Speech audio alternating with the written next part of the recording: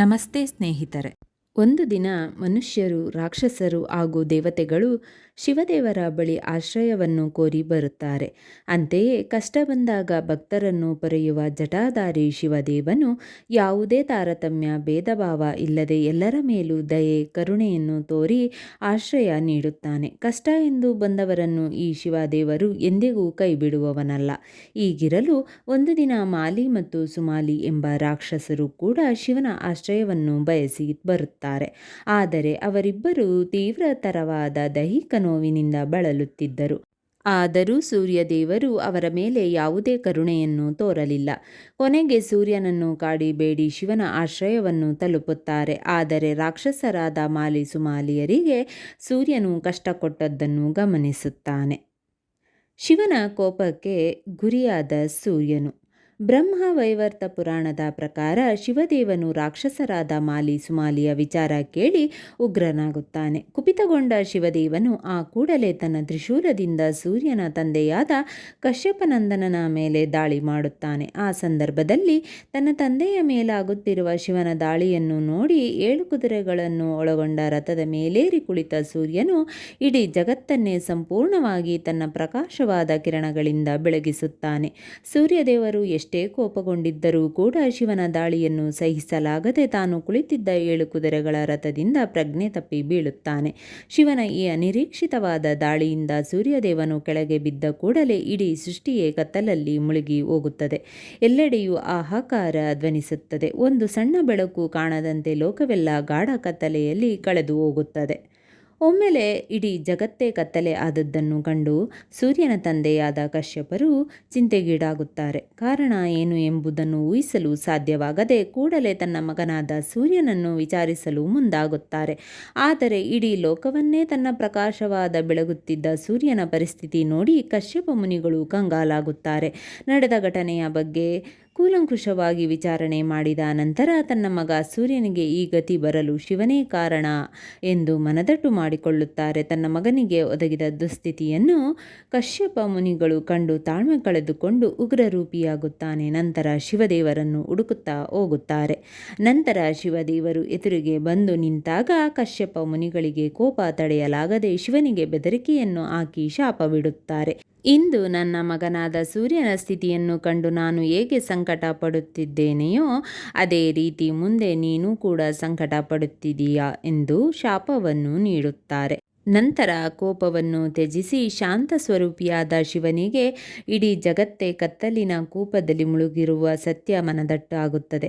ಕೊನೆಗೆ ಪರಿಹಾರೋಪಾಯಕ್ಕೆ ಸೂರ್ಯನಿಗೆ ಶಿವನು ಜೀವದಾನ ಮಾಡುತ್ತಾನೆ. ನಂತರ ಸೂರ್ಯನ ತಂದೆಯಾದ ಕಶ್ಯಪ ಮುನಿಗಳು ಶಾಪ ನೀಡಿದರ ಬಗ್ಗೆ ಯೋಚಿಸುತ್ತಾನೆ. ನಂತರ ತನ್ನೆಲ್ಲ ಕೋಪವನ್ನು ತ್ಯಜಿಸಲು ಶಿವನು ನಿರ್ಧರಿಸುತ್ತಾನೆ. ಈ ಎಲ್ಲ ವಿಚಾರವನ್ನು ತಿಳಿದುಕೊಂಡ ಸೃಷ್ಟಿಕರ್ತನಾದ ಬ್ರಹ್ಮದೇವನು ಸೂರ್ಯದೇವನನ್ನು ಸಮೀಪಿಸಿ ನಡೆದ ಘಟನೆಗಳ ಬಗ್ಗೆ ವಿಚಾರಿಸಿಕೊಳ್ಳುತ್ತಾನೆ ಮತ್ತು ಸೂರ್ಯದೇವನು ಮುಂದೇನು ಮಾಡಬೇಕೆಂಬುದನ್ನು ತಿಳಿಸಿ ಅವನ ಜವಾಬ್ದಾರಿಯನ್ನು ನೆನಪಿಸುತ್ತಾನೆ. ನಂತರ ಸೃಷ್ಟಿಕರ್ತನಾದ ಬ್ರಹ್ಮ ಅಂತೆಯೇ ಲಯಕಾರನಾದ ಶಿವ ಹಾಗೂ ಸೂರ್ಯದೇವನ ತಂದೆಯಾದ ಕಶ್ಯಪ ಮುನಿಗಳು ಸೂರ್ಯನಿಗೆ ಪ್ರೀತಿಯಿಂದ ಆಶೀರ್ವದಿಸಿ ತಮ್ಮ ತಮ್ಮ ಕಾರ್ಯಗಳಿಗೆ ತೆರಳುತ್ತಾರೆ. ಮಾಲಿ ಸುಮಾಲಿಯನ್ನು ಕಾಡಿದ ಕಾಯಿಲೆ.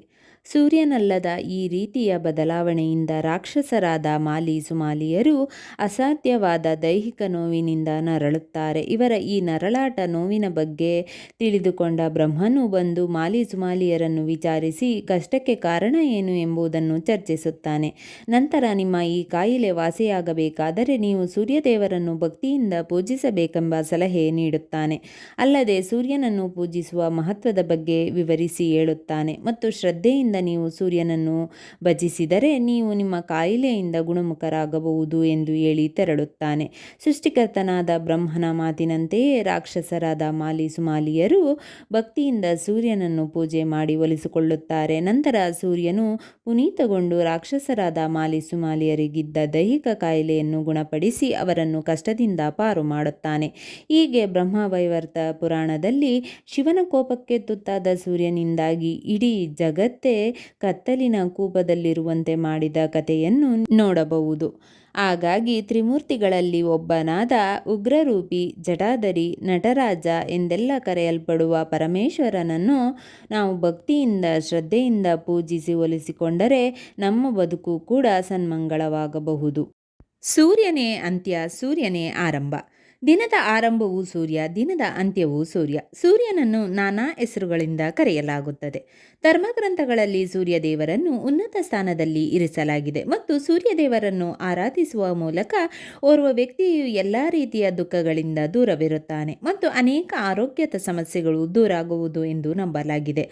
ಸೂರ್ಯದೇವರನ್ನು ಅನೇಕ ಹೆಸರುಗಳಿಂದ ಕರೆಯಲಾಗುತ್ತದೆ. ಆದಿತ್ಯ, ಭಾಸ್ಕರ ಮುಂತಾದ ಅನೇಕ ಹೆಸರುಗಳನ್ನು ಸೂರ್ಯದೇವರಿಗೆ ನೀಡಲಾಗಿದೆ. ಈ ಎಲ್ಲ ಹೆಸರುಗಳು ತಮ್ಮದೇ ಆದ ಪ್ರಾಮುಖ್ಯತೆಯನ್ನು ಹೊಂದಿವೆ ಮತ್ತು ಸೂರ್ಯನ ಈ ಎಲ್ಲ ಹೆಸರುಗಳ ಹಿಂದೆ ಒಂದು ದಂತಕಥೆ ಇದೆ. ಆದಿತ್ಯ. ಆದಿತ್ಯನು ಅವನೇ, ಮಾರ್ತಾಂಡನು ಅವನೇ. ಅಸುರರ ದೌರ್ಜನ್ಯದಿಂದ ಬೇಸರಗೊಂಡ ದೇವಮಾತಾ ಅದಿತಿ ಸೂರ್ಯದೇವನನ್ನು ಜ್ಞಾನಿಸಿ ತನ್ನ ಗರ್ಭದಿಂದ ಹುಟ್ಟಬೇಕೆಂದು ಬೇಡಿಕೊಂಡಳು. ಸೂರ್ಯದೇವ ಅವಳ ಗರ್ಭದಿಂದ ಹುಟ್ಟಿ ದೇವರುಗಳ ವೀರನಾದನು ಮತ್ತು ಅಸುರರ ಸಂಹಾರ ಮಾಡಿದನು. ಅದಿತಿ ಗರ್ಭದಿಂದ ಹುಟ್ಟಿದ್ದರಿಂದ ಸೂರ್ಯನನ್ನು ಆದಿತ್ಯ ಎಂದು ಕರೆಯಲಾಯಿತು. ಅದೇ ಸಮಯದಲ್ಲಿ ಸೂರ್ಯದೇವನ ವರದಿಂದ ಅದಿತಿ ಹಿರಣ್ಮಯ ಎನ್ನುವ ಮೊಟ್ಟೆಗೆ ಜನ್ಮ ನೀಡಿದಳು ಎಂದು ಕೆಲವು ಕಥೆಗಳಲ್ಲಿ ಉಲ್ಲೇಖಿಸಲಾಗಿದೆ. ಆದ್ದರಿಂದ ಸೂರ್ಯನನ್ನು ಮಾರ್ತಾಂಡ ಎಂದು ಕರೆಯಲಾಗುತ್ತದೆ. ದಿನಕರ. ಸೂರ್ಯದೇವನನ್ನು ದಿನವಿಡೀ ಬೆಳಗುವ ರಾಜನೆಂದು ಪರಿಗಣಿಸಲಾಗುತ್ತದೆ. ಆದ್ದರಿಂದ ಸೂರ್ಯನನ್ನು ದಿನಕರ ಎಂದು ಕರೆಯುತ್ತಾರೆ. ದಿನದ ಆರಂಭ ಮತ್ತು ಅಂತ್ಯ ಎರಡೂ ಸೂರ್ಯನಿಂದ ಬಂದವು. ಇದಕ್ಕಾಗಿಯೇ ಸೂರ್ಯದೇವರಿಗೆ ಈ ಹೆಸರು ಬಂದಿದೆ. ಭುವನೇಶ್ವರ. ಭುವನೇಶ್ವರ ಎಂದರೆ ಭೂಮಿಯ ಆಡಳಿತಗಾರ. ಭೂಮಿಯ ಅಸ್ತಿತ್ವವು ಭಗವಾನ್ ಸೂರ್ಯನಿಂದ ಬಂದಿದೆ. ಸೂರ್ಯದೇವರ ಇಲ್ಲದಿದ್ದರೆ ಭೂಮಿಯ ಅಸ್ತಿತ್ವವಿಲ್ಲ ಮತ್ತು ಇಡೀ ಪ್ರಪಂಚವು ಕೊನೆಗೊಳ್ಳುತ್ತದೆ. ಜಗತ್ತು ನಡೆಯುತ್ತಿದೆ ಎಂದರೆ ಅದಕ್ಕೆ ಸೂರ್ಯದೇವನು ಕೂಡ ಕಾರಣ. ಹಗಲು ರಾತ್ರಿಯ ವ್ಯತ್ಯಾಸವನ್ನು ನೀಡುವವನು ಸೂರ್ಯದೇವನು. ಆದ್ದರಿಂದ ಸೂರ್ಯನನ್ನು ಭುವನೇಶ್ವರ ಎಂದು ಕರೆಯಲಾಗುತ್ತದೆ. ಸೂರ್ಯ.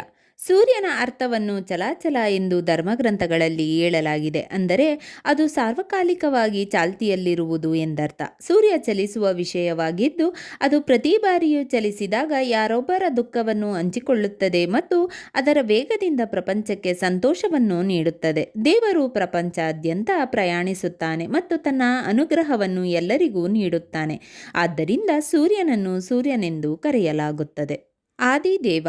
ಬ್ರಹ್ಮಾಂಡವು ಸೂರ್ಯನೊಂದಿಗೆ ಪ್ರಾರಂಭವಾಗಿದೆ ಮತ್ತು ಅಂತ್ಯವು ಸೂರ್ಯನೊಂದಿಗೆ ಅಂತ್ಯವಾಗುವುದು. ಚೈತ್ರ ಮಾಸದ ಶುಕ್ಲ ಪಕ್ಷದಿಂದ ಬ್ರಹ್ಮಾಂಡ ಪ್ರಾರಂಭವಾಯಿತು ಎಂದು ವೇದ ಮತ್ತು ಪುರಾಣಗಳಲ್ಲಿ ಹೇಳಲಾಗಿದೆ. ಇದನ್ನು ನಾವು ಪ್ರತಿ ವರ್ಷ ಹಿಂದೂ ಹೊಸ ವರ್ಷವೆಂದು ಆಚರಿಸುತ್ತೇವೆ. ಆದಿ ಮತ್ತು ಅಂತ್ಯ ಎರಡೂ ಸೂರ್ಯನನ್ನು ಅವಲಂಬಿಸುವುದರಿಂದ ಸೂರ್ಯನನ್ನು ಆದಿದೇವ ಎನ್ನಲಾಗುತ್ತದೆ. ರವಿ. ಬ್ರಹ್ಮಾಂಡವು ಭಾನುವಾರದ ದಿನದಂದು ಆರಂಭವಾಯಿತು ಎಂದು ನಂಬಲಾಗಿದೆ. ಆದ್ದರಿಂದ ಸೂರ್ಯದೇವನಿಗೂ ಕೂಡ ರವಿ ಎನ್ನುವ ಹೆಸರಿಡಲಾಯಿತು. ರವಿ ಎನ್ನುವ ಹೆಸರು ಕೂಡ ಸೂರ್ಯನ ಹೆಸರುಗಳಲ್ಲಿ ಒಂದಾಗಿದೆ. ಸ್ನೇಹಿತರೆ, ಈ ವಿಡಿಯೋ ಇಷ್ಟವಾದಲ್ಲಿ ಲೈಕ್, ಶೇರ್ ಆ್ಯಂಡ್ ಕಾಮೆಂಟ್ ಮಾಡಿ. ಮುಂದಿನ ವಿಡಿಯೋಸ್ಗಳಿಗಾಗಿ ಚಾನಲ್ ಅನ್ನು ಸಬ್ಸ್ಕ್ರೈಬ್ ಮಾಡಿ. ಧನ್ಯವಾದಗಳು.